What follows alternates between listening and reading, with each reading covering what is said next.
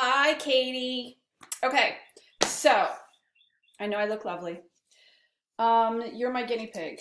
I am having problems with my kids, and I know you probably are too. It's like they've never drawn before, never picked up a pencil, don't know what paper is. So I've decided that to get them to do their self-portraits, I'm going to do it step by step, tiny little baby steps. But I don't know how this is going to work. So I thought I would do one with you and it'll just be my experiment. So, wine. I will not have wine when I work with the kids, I promise. I started drawing again, mainly because I did every single jigsaw puzzle that I own, and I own a lot. So I'm kind of out of stuff to do. So I've started drawing just, pet crap and self-portraits, just what's here. But I should finish this at some point.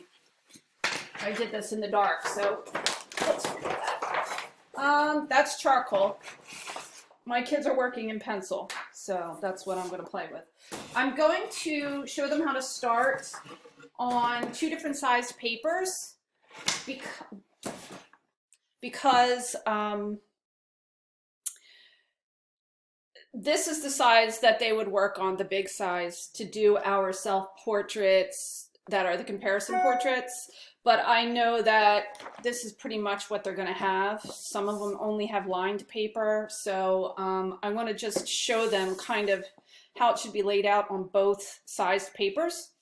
All right, so what I have, and I know they won't have all this either, but I have 4 different pencils here. Not that I need 4 different pencils. I can really just do this with a 4B. But it's nice to have a 6B so that you can get the really, really darks. And it's nice to have a 2B. The lighter ones, like the HBs or the 2Hs, they're really, I would use them really just for guidelines. They're more for technical drawings because they can get a very, very sharp point and be very light and fine. They're not great for doing expressive drawings. So I also have my kneaded eraser, and I have a white eraser, which can either, I don't even know where I got this, but I love it. I stole it from someone apparently. But this or,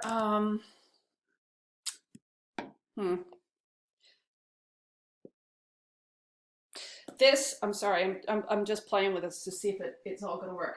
This or one of these. Ugh.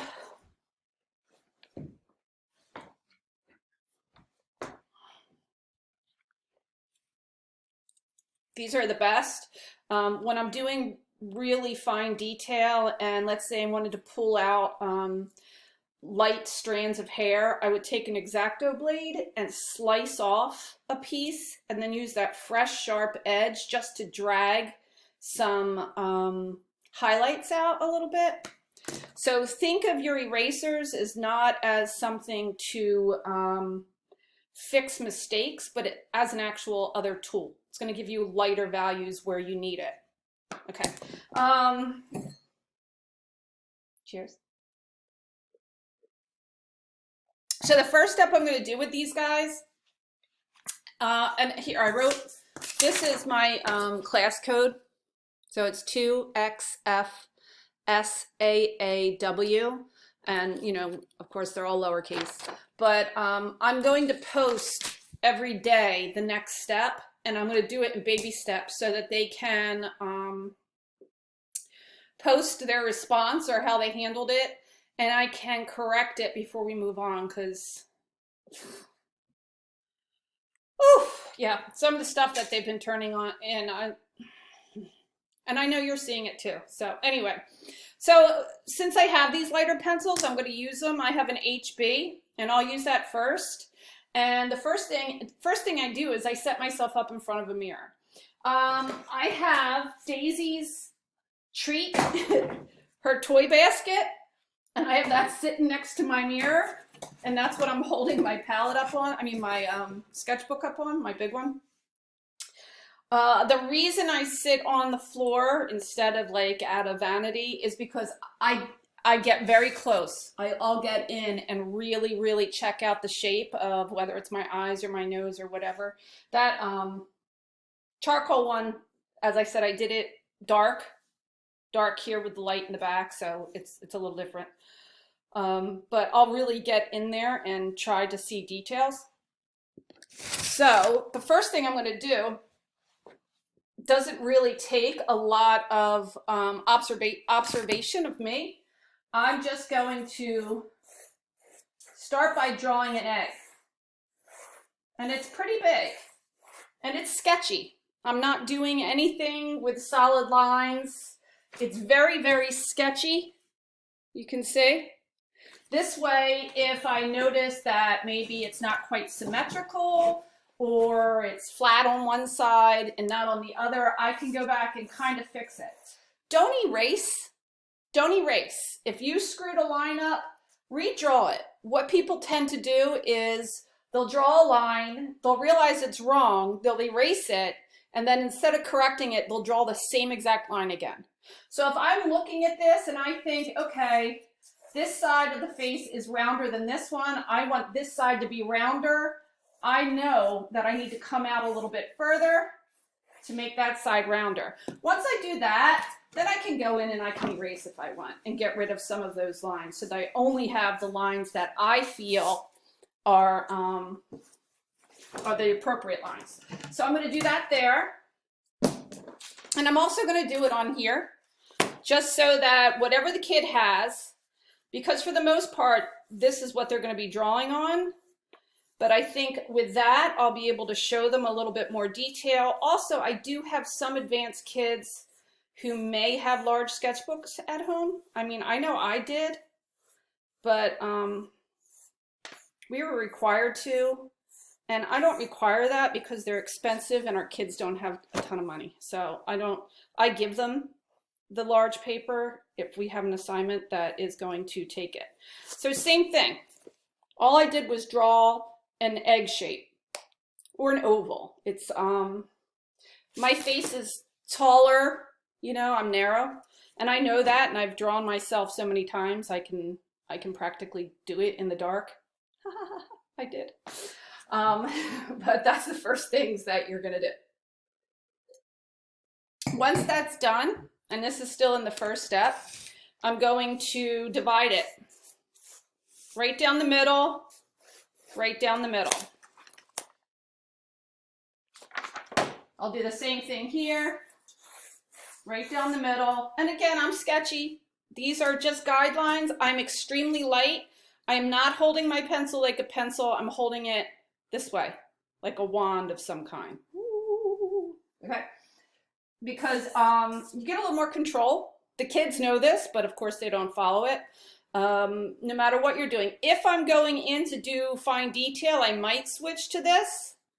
But with this, for shading, I can go very, very dark by putting a lot of pressure, or I can go really, really light by barely touching the paper and moving it across. So this, for drawing, same with painting. You don't hold a paintbrush like a pencil either.